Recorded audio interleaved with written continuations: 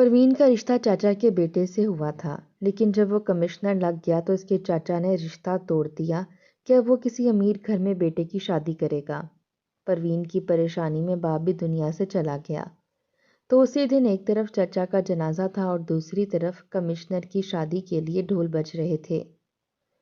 شادی کے بعد کمشنر بیوی کو لے کر چلا گیا اور باپ کی مڑ کر خبر تک نہ لی، اور ایک دن ایسا آیا کہ وہ ایک وقت کی روٹی سے بھی تنگ ہو گیا اور بھوک کی شدت میں اسے پتہ نہ چلا اور پروین کے گھر چلا گیا تو آگے سے، بہن وہ دیکھو، خالق بھائی کے گھر سے جنازہ نکل رہا ہے، یہاں کون مر گیا ہے؟ بارات روانہ ہو رہی تھی جب ایک خاتون کی شادی والے گھر کے برابر والے گھر پر نظر پڑی۔ وہ گھر کسی اور کا نہیں بلکہ دولہے کے سگے تایا کا تھا، جہاں پر میت رکھی ہوئی تھی اور جنازہ تقریباً تیار تھا۔ کوئی بھی رشتہ دار وہاں موجود نہیں تھا، صرف محلے کے چند لوگ ہی تھے۔ ہاں، تمہیں نہیں پتا؟ کل رات خالق بھائی انتقال کر گئے ہیں، انہی کا تو جنازہ تیار ہے۔ دوسری خاتون کے بتانے پر پہلی نے چہرے پر ہاتھ رکھ لیا اور کہنے لگی، توبہ توبہ، کیسا زمانہ آ گیا ہے، ایک بھائی مر گیا ہے جبکہ دوسرا اپنے بیٹے کی بارات لے کر جا رہا ہے۔ اس نے افسوس کا اظہار کیا تو پہلی خاتون نے ہاں میں سر ہلایا اور کہنے لگی، تمہیں راز کی بات بتاؤں؟ خالق کی بیٹی پروین تو تم نے دیکھ رکھی ہے نا؟ بات کرنے سے پہلے اس خاتون نے تصدیق چاہی تو دوسری نے فوراً اثبات میں سر ہلایا تو کہنے لگی، پورے خاندان میں پروین کے چرچے تھے، اس کے خوبصورت اور سگڑ پن کے۔ عارف بھائی نے بہت پہلے ہی پروین کا ہاتھ شہزاد کے لیے مانگ لیا تھا۔ جب بھی کوئی رشتہ لے کر خالق بھائی کے گھر جاتا تھا تو وہ کہتے، میری پروین تو شہزاد کی مانگ ہے، اسی کے ساتھ شادی ہوگی۔ میرے بھائی نے بڑے پیار سے رشتہ مانگا ہے، میں اسے کیسے انکار کر کے کسی اور کے ساتھ اپنی پروین کا رشتہ کر دوں؟ مگر جیسے ہی شہزاد کمشنر بنا تو عارف بھائی نے رشتہ توڑ دیا اور اپنے برابری کے لوگوں میں رشتہ کر لیا۔ سنا ہے تب سے ہی خالق بھائی بیمار تھے، صدمے کو سہ نہیں پائے، اور رات جب یہاں پر مہندی کے ڈھول تاشے بج رہے تھے تبھی ان کی طبیعت خراب ہو گئی۔ ہسپتال لے جا رہے تھے جب راستے میں ہی انہوں نے دم توڑ دیا۔ کیا زمانہ آ گیا ہے، آج تو خون پانی سے زیادہ سفید ہو گیا ہے، بھائی بھائی کو نہیں پوچھتا تو غیروں کی تو کیا ہی بات کریں۔ دونوں عورتیں آپس کی سرگوشیوں میں مصروف تھیں۔ بارات پورے پروٹوکول کے ساتھ نکل رہی تھی جبکہ دوسری طرف کلمہ طیبہ کی صدائیں فضا میں گونج رہی تھیں۔ خالق کا جنازہ اس کی آخری آرام گاہ کی طرف لے جایا جا رہا تھا۔ آج ایک سگے رشتے نہیں دوسرے کی جان لے لی تھی۔ پروین کو غش پر غش آ رہے تھے، وہ بار بار بے ہوش ہو جاتی۔ دنیا میں ایک ہی سہارا تھا باپ کا، اور وہ بھی ختم ہو گیا تھا۔ شروع سے رشتہ داروں کے نام پر صرف ایک تایا کو ہی دیکھا تھا اور تایا کے بیٹے شہزاد کو خوابوں میں بسایا تھا۔ جب سے سنا تھا کہ وہ شہزاد کی مانگ ہے تب سے اس نے کسی کی طرف دیکھنا بھی چھوڑ دیا تھا۔ ہمیشہ خود کو شہزاد کی امانت سمجھ کر سنبھال کر رکھا تھا، کسی دوسرے کا خیال بھی دل میں لانا گناہ سمجھتی تھی۔ شہزاد بھی تو کیسے محبت بھری نظروں سے اس کی طرف دیکھا کرتا تھا۔ اس کی آنکھوں میں چھپے واضح پیغامات کو پروین پڑھ کر دھیمے سے مسکرا دیا کرتی تھی۔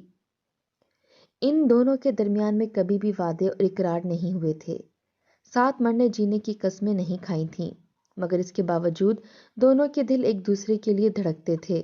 شہزاد کی آنکھیں پروین خوب سمجھتی تھی اور پروین کی شرم سے پلکیں جھکا لینے پر شہزاد جان سے نثار جاتا تھا۔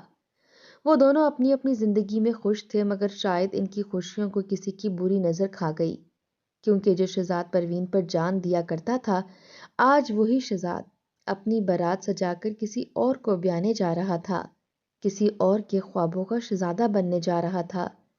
ان دونوں کے درمیان نہ ہی تو ظالم خاندان آیا تھا اور نہ ہی ظالم سماج آیا تھا، بلکہ دولت اور سٹیٹس کی ایک دیوار کھڑی ہو گئی تھی۔ پروین اور خالق نے اس دیوار کو گرانے کی بہت کوشش کی تھی۔ دونوں باپ بیٹی مل کر اپنے بکھرتے ہوئے رشتوں کو بچا لینا چاہتے تھے، مگر عارف کی طرف سے ایسی کوئی کوشش نہیں کی گئی، اور پھر شہزاد نے بھی بنا پروین سے کوئی بات کیے ہتھیار ڈال دیے تھے۔ دونوں کی محبت بن موت کے ہی مر گئی تھی۔ شہزاد تو آج کسی اور کا ہونے جا رہا تھا، مگر پروین کی تو جیسے دنیا ہی اجڑ گئی تھی۔ پروین کو آج بھی وہ دن اچھے طریقے سے یاد تھا جب خالق اپنے بھائی کے گھر پیغام لے کر گیا تھا کہ وہ جلد از جلد پروین اور شہزاد کی شادی کرنا چاہتا ہے۔ اب تو شہزاد ماشاءاللہ سے برسر روزگار ہو چکا تھا، کمشنر لگ گیا تھا۔ خالق کی طبیعت اب خراب رہنے لگی تھی۔ وہ چاہتا تھا کہ زندگی کی مہلت ختم ہونے سے پہلے وہ اپنی بیٹی کو اس کے گھر کا کر دے۔ وہ محفوظ ہاتھوں میں ہوگی تو خالق سکون سے مر سکے گا، جبکہ جب سے بھتیجا کمشنر بنا تھا اپنے بھائی کا بدلتا ہوا رویہ بھی اس کی آنکھوں کے سامنے تھا۔ عجیب طرح کے خوف اور خدشات اس کے ذہن میں سر اٹھانے لگے تھے، جنہیں وہ زبان پر لانے سے بھی ڈرتا تھا۔ وہ چاہتا تھا جلد از جلد پروین اور شہزاد کی شادی ہو جائے تاکہ اس کے دل کے سارے خوف ختم ہو جائیں۔ اس دن خالق نے خوب اچھے سے تیاری کی تھی، حالانکہ گھر آمنے سامنے تھے، آنا جانا لگا رہتا تھا، ملاقات ہو جایا کرتی تھی، مگر اس کے باوجود آج اس نے اچھے کپڑے پہنے تھے، خوشبو لگائی تھی، نہا دھو کر سلیقے سے تیار ہوا تھا۔ مٹھائی کا ٹوکرا اٹھا کر بھائی کے گھر کی طرف بڑھ گیا۔ پروین آنکھوں میں خواب سجائے انتظار کر رہی تھی کہ کب باپ آئے گا اور اس کی خوشیاں مل جانے کا پیغام اسے دے گا، مگر اس کا انتظار ہی رہا۔ پورا دن گزر گیا تھا مگر خالق لوٹ کر واپس نہیں آیا تھا۔ پروین بہت زیادہ پریشان ہوئی، بار بار دروازے تک جاتی، لوٹ کر گھر آتی۔ تایا کے گھر سے بھی کوئی نظر نہیں آ رہا تھا۔ عجیب طرح کے خوف اور خدشات تھے جو اس کے دل میں سر اٹھا رہے تھے۔ نہ جانے کیسے وہ خود پر قابو رکھے ہوئے تھی، ورنہ اس کا دل کر رہا تھا کہ ابھی کے ابھی پھوٹ پھوٹ کر رونا شروع کر دے۔ صبح سے دوپہر، دوپہر سے شام اور پھر رات ہو گئی جب خالق سر جھکائے گھر کے اندر داخل ہوا۔ اس کے کندھے جھکے ہوئے تھے، جیسے منو بوجھ اس کے کندھوں پر آ پڑا ہو۔ پروین باپ کو دیکھتے ہی فوراً باپ کی طرف لپکی، گلے سے لگ گئی اور کہنے لگی، ابا آپ کہاں چلے گئے تھے؟ میں آپ کے لیے کتنی پریشان ہو رہی تھی، نہ کچھ بتایا نہ ہی پوچھا، بس چلے گئے، یہ بھی نہیں سوچا کہ میں کتنی پریشان ہو جاؤں گی۔ آپ کو میرا ذرا بھی خیال نہیں ہے۔ اس کی آنکھوں سے آنسو بہنے لگے اور وہ باپ سے شکوہ کرنے لگی تو باپ نے اس کا سر تھپکا اور کہنے لگا، مجھے معاف کر دے میری بچی، تیرے لیے خوشیاں لینے گیا تھا، مگر دکھ کی خبر مل گئی، سمجھ نہیں آ رہا تھا تجھے وہ خبر کیسے سناؤں، اس لیے گھر سے باہر چلا گیا۔ اب بھی ہمت نہیں ہو رہی تھی، بس تیرے اکیلے ہونے کا خیال مجھے پریشان کرنے لگا تو میں گھر چلا آیا۔ خالق کی بوڑھی آنکھوں میں آنسو جھلملانے لگے تو پروین نے نرمی سے اپنے باپ کے آنسوؤں کو پونچھا اور کہنے لگی، ابا جی، آپ کے پاس جو بھی دکھ کی خبر ہے آپ مجھے سنا دیجیے۔ آپ کی بیٹی اتنی کم ہمت نہیں ہے کہ دکھ کی کوئی خبر نہ سن سکے۔ اگر مجھ میں وہ دکھ سہنے کی ہمت نہیں بھی ہوگی تب بھی ہم دونوں ایک دوسرے کا دکھ مل کر بانٹ لیں گے۔ پروین کے کہنے کی دیر تھی کہ خالق پھوٹ پھوٹ کر رو دیا اور کہنے لگا، تیرے تایا نے تیرا رشتہ لینے سے صاف انکار کر دیا ہے۔ اس کا کہنا ہے کہ اس کا بیٹا بڑا افسر بن گیا ہے، کمشنر لگ گیا ہے، وہ اپنے برابر کے لوگوں میں اس کا رشتہ کرے گا اور دلہن لے کر آئے گا۔ پروین نے جب یہ خبر سنی تو اس پر ایک قیامت ٹوٹ پڑی تھی۔ اپنے کانوں پر یقین نہیں آ رہا تھا۔ شہزاد کی بولتی آنکھیں، نہ کہہ کر بھی سب کچھ کہہ دینے والا لہجہ، سب کچھ فریب نہیں ہو سکتا تھا۔ خالق کا انداز صحیح تھا، یہ غم کی خبر واقعی اس کے لیے سہنا بہت مشکل تھا، مگر باپ کو دکھانے کی خاطر وہ بے حد مضبوط بن گئی۔ باپ کا ہاتھ تھام کر کمرے کے اندر لے آئی اور کہنے لگی، ابا جان، بس اتنی سی بات پر آپ گھر نہیں لوٹ رہے تھے؟ یقین کریں، ایسے 100 شہزاد آپ کی ذات پر قربان، آپ میری فکر نہ کریں۔ ٹھیک ہے، میرے دل میں اس کے لیے پسندیدگی تھی، مگر عزت نفس سے بڑھ کر کچھ بھی نہیں ہوتا، میرے لیے بھی نہیں ہے۔ فکر نہیں کریں، میں بالکل ٹھیک ہوں۔ اللہ نے اگر میرے نصیب میں خوشیاں لکھی ہوئی ہیں تو مجھے ایک دن وہ خوشیاں ضرور مل جائیں گی۔ پروین نے باپ کو تسلی دے کر سلا دیا، مگر اپنے غمگین دل کا کیا کرتی؟ دن بدن کمزور ہونے لگی اور خالق اس کی وہ حالت دیکھ کر کڑتا رہتا۔ بے شک اس نے لبوں پر مسکان سجا لی تھی اور اپنے غم کو دل میں ہی دفن کر لیا تھا، مگر اس کے باوجود اس کی ظاہری حالت دیکھ کر ہی خالق کو اندازہ ہو جاتا تھا کہ وہ کتنی اذیت سے گزر رہی ہے۔ محلے کی عورتیں آتی جاتی رہتی تھیں اور شہزاد کے رشتے اور شادی کی باتیں کرتی رہتی تھیں۔ پروین کو خبر پر خبر مل رہی تھی۔ پھر پتہ چلا کہ شہزاد کا رشتہ طے ہو گیا ہے اور 2 ہفتے کے اندر اندر اس کی شادی ہے۔ یہ سن کر پروین بالکل ٹوٹ گئی تھی۔ کہتے ہیں جنہیں شدت سے چاہا جائے، ان کی بے رخی ہمیں اتنا ہی مارتی ہے۔ پروین کو بھی شہزاد کی بے اعتنائی نے اندر سے توڑ دیا تھا، مگر باپ کے لیے وہ بظاہر مضبوط تھی، جبکہ خالق اپنی بیٹی کے غم میں گھلنے لگا تھا۔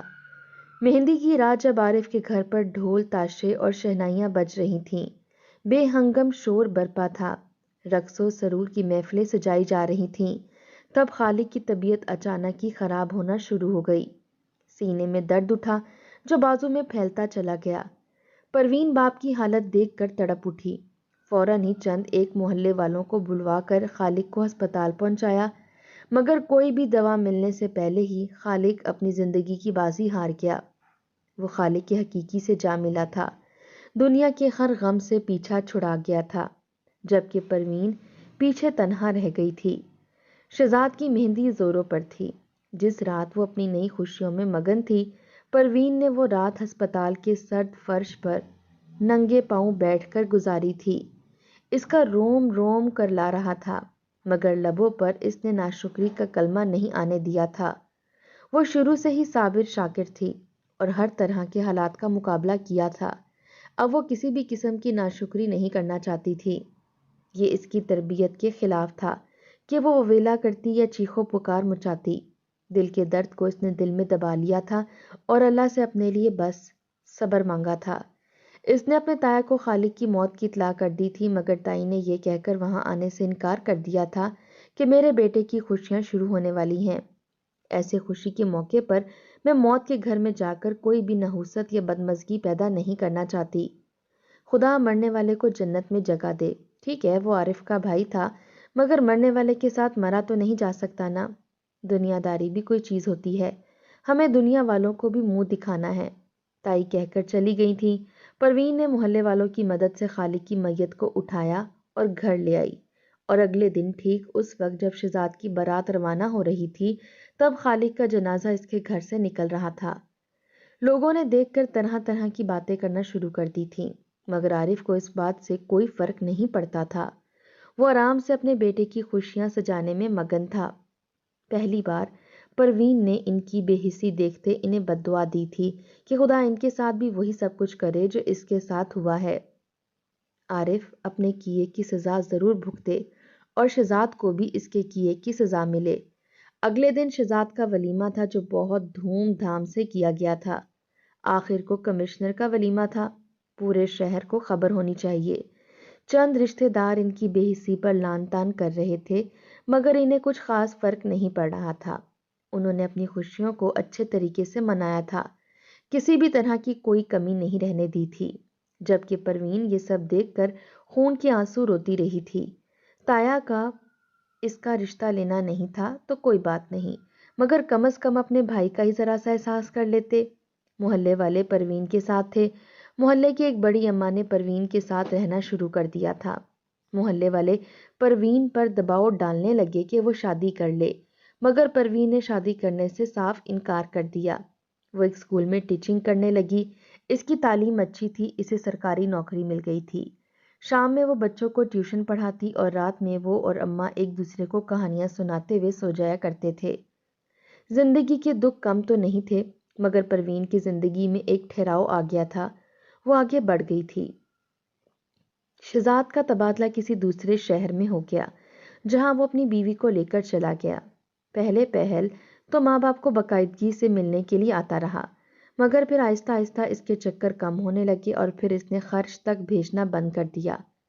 عارف اپنے بیٹے کے پیچھے اس شہر میں گیا تو پتہ چلا کہ وہاں سے اس کا کسی دوسری جگہ پر تبادلہ ہو گیا ہے۔ ماں باپ کو چھوڑ کر جا چکا تھا، انہیں بھلا چکا تھا، پلٹ کر خبر تک نہیں لی تھی۔ وہ کہاں تھا کوئی نہیں جانتا تھا۔ انہی دنوں عارف کی بیوی بھی شدید بیمار رہنے لگی۔ بیوی کی بیماری اور بیٹے کی بے رخی نے جیسے اسے اندر سے توڑ کر رکھ دیا تھا۔ سمجھ نہیں آتی تھی کہ کہاں جائے، کس سے مدد مانگے اور کیا کرے۔ چند دن بعد بیوی کا انتقال ہو گیا تو مزید اندر سے ٹوٹ گیا، بے حد بیمار رہنے لگا، کیونکہ بیٹا ماں کی میت پر بھی نہیں آیا تھا۔ آتا بھی کیسے؟ اسے کون سا ماں کی موت کی اطلاع ملی تھی، اور اطلاع دینے کے لیے عارف کے پاس کوئی رابطہ نمبر تک نہیں تھا۔ بیٹا بالکل بیوی کا ہو کر رہ گیا تھا۔ عارف گھر میں تنہا رہنے لگا تھا۔ تنہائی نے جیسے اسے پاگل سا کر دیا تھا۔ اس نے اپنی بیوی، بچوں اور بڑھاپے کے لیے کیا کچھ خواب سجائے تھے، مگر اس کے ساتھ ہوا کیا تھا؟ سچ کہتے ہیں کہ انسان جو کچھ سوچتا ہے وہ کبھی بھی نہیں ہوتا۔ وہ پروین کی امید پر پورا نہیں اترا تھا، خدا اس کی امید پر کیسے پورا اترتا؟ عارف کو فالج کا اٹیک ہوا تھا۔ وہ بالکل ہی معذور ہو گیا، چارپائی پر آ پڑا۔ کوئی دیکھ بھال کرنے والا بھی موجود نہیں تھا۔ کھانے کے لالے پڑ گئے، 1 روپیہ بھی خرچ کے لیے نہیں تھا۔ گھر میں فاقے اتر آئے۔ محلے والوں سے جتنا ہو سکتا اس کی مدد کرتے تھے، مگر آخر وہ بھی کتنی مدد کرتے؟ سو سبھی اپنی زندگیوں میں مصروف ہو گئے۔ پروین کے ساتھ وہ جو کچھ کر چکا تھا سب کو یاد تھا۔ کوئی بھی اس کی مدد نہیں کرنا چاہتا تھا، بس خدا کی رضا کے لیے نفرت ہونے کے باوجود اسے کچھ کھانے کو دے دیا کرتے تھے، اور پھر محلے والوں نے بھی اس کا ساتھ چھوڑ دیا۔ عارف، جس نے کبھی بھی پروین کا پتہ نہیں کیا تھا کہ وہ کن حالوں میں ہے، حالانکہ گھر سامنے ہی تھا، ایک دن وہ بھوک کے ہاتھوں بالکل مجبور ہو گیا۔ وہ 3 دن سے بھوکا تھا، ایک نوالا پیٹ میں نہیں اترا تھا، اوپر سے بیماری اس قدر شدید تھی کہ اسے بالکل بے سکونی لگ گئی تھی، کہیں چین نہیں آ رہا تھا۔ وہ اپنے بے جان وجود کو گھسیٹتا ہوا دروازہ پار کر گیا، اور اسی طرح گھسیٹتے ہوئے پروین کے گھر میں چلا گیا۔ اس نے سوچا پروین سے معافی مانگ لے گا، اس کے پاؤں پکڑ لے گا، بولے گا میری بھوک مٹا دو، میری مدد کر دو، ایک وقت کا کھانا ہی دے دو۔ اگر معافی نہیں دے سکتی، اور یہ سب کچھ سوچتے ہوئے پروین کے گھر کی چوکھٹ عبور کر گیا، مگر آگے کا منظر دیکھ کر اس کی آنکھیں پھٹی کی پھٹی رہ گئیں۔ خالی کا گھر آج بھی ویسا ہی تھا جیسا کئی سال پہلے ہوا کرتا تھا، مگر اس وقت یہاں پر خوشحالی دستک دے چکی تھی۔ صحن کے ایک کونے میں کئی ایک دیگیں پک رہی تھیں، مختلف بچے وہاں پر اچھے کپڑے پہنے چل پھر رہے تھے۔ پروین نے مخلوق خدا کی مدد کا ارادہ کیا تھا، تو اللہ نے بھی اس کا ساتھ دیا تھا۔ اس نے یتیم بچوں کو اپنے ساتھ رکھ لیا تھا اور ان کی پرورش کرنے لگی تھی۔ محلے والے اس کی مدد کیا کرتے تھے، اور وہ بھی اپنی ساری تنخواہ یہیں پر لگا لیا کرتی تھی۔ محلے کے وہ بچے جو امیر گھرانوں سے تعلق رکھتے تھے اور پروین کے پاس ٹیوشن پڑھنے آتے تھے، ان کے ماں باپ بھی ہر مہینے ایک مخصوص رقم لنگر کے لیے دیا کرتے تھے۔ اس طرح پروین نے بس ارادہ کیا تھا، باقی سارا کام اللہ نے خود ہی اس کے لیے آسان کر دیا تھا۔ عارف ابھی دروازے اور صحن کے بیچوں بیچ پڑا ہوا تھا جب پروین کی اس پر نظر پڑی۔ تایا کو ایسی حالت میں دیکھا تو تڑپ اٹھی، فوراً اس کے پاس پہنچی اور اسے ایک اور بھائی کی مدد سے اٹھا کر چارپائی پر بٹھایا، اس کا منہ صاف کیا اور کہنے لگی، تایا جان، آپ کی یہ حالت کیسے ہوئی؟ تب عارف نے اس کے سامنے ہاتھ جوڑ دیے، روتے ہوئے کہنے لگا، میری بچی، مجھے معاف کر دو، میں نے تم پر ظلم کیا، اپنے بھائی کے ساتھ قطع تعلقی کر لی، اس کا احساس تک نہیں کیا، بے رخی کی انتہا کر دی، اور آج میرے ساتھ وہ سب کچھ ہو رہا ہے جو میں نے کبھی تمہارے ساتھ کیا تھا۔ اپنے بیٹے کی برابر کے لوگوں میں شادی تو کر لی، مگر پھر میں نے اپنے بیٹے کو ہی کھو دیا۔ امیر بہو کے آنے کا مجھے کوئی فائدہ تو نہیں، البتہ یہ نقصان ہو گیا کہ میرا بیٹا بھی مجھ سے دور ہو گیا ہے۔ شہزاد کہاں پر ہے؟ مجھے اس بات کے بارے میں کچھ بھی خبر نہیں ہے۔ وہ ڈائن میرے بیٹے کو بھی لے گئی، تمہاری تائی مر گئی، لیکن اسے پتہ بھی نہیں چل سکا کہ اس کی ماں اس دنیا سے جا چکی ہے۔ وہ اپنی ماں کا آخری دیدار بھی نہیں کر سکا۔ ہائے میری بدقسمتی، میں نے تم جیسے ہیرے کو ٹھکرا دیا، ایک پتھر کو پا لیا جس نے میرے گھر کے ہر شیشے کو توڑ دیا۔ وہ روتے ہوئے پروین سے معافی مانگ رہا تھا، بار بار اپنی خطاؤں کا تذکرہ کر رہا تھا، جبکہ پروین کی آنکھوں سے آنسو بہنے لگے۔ اس نے عارف کے جڑے ہاتھ کھول دیے اور کہنے لگی، تایا جان، میں آپ کو اللہ کی رضا کے لیے معاف کرتی ہوں، اپنے باپ کی موت نہیں بھلا سکتی۔ مانتی ہوں خدا کے ہاں ان کی عمر اتنی لکھی تھی، مگر جس اذیت سے وہ مرے وہ میں نہیں بھلا سکتی۔ البتہ اللہ کی رضا کے لیے اگر چاہیں تو یہاں رہ سکتے ہیں، مجھ سے جتنی ہو سکے گی میں آپ کی خدمت کروں گی۔ کہتے ہوئے پروین نے چہرہ موڑ لیا تھا، جبکہ عارف کی آنکھوں سے مزید آنسو بہنے لگے۔ اس نے واقع میں ہی ایک ہیرا گوا دیا تھا جو اپنی مثال آپ تھا۔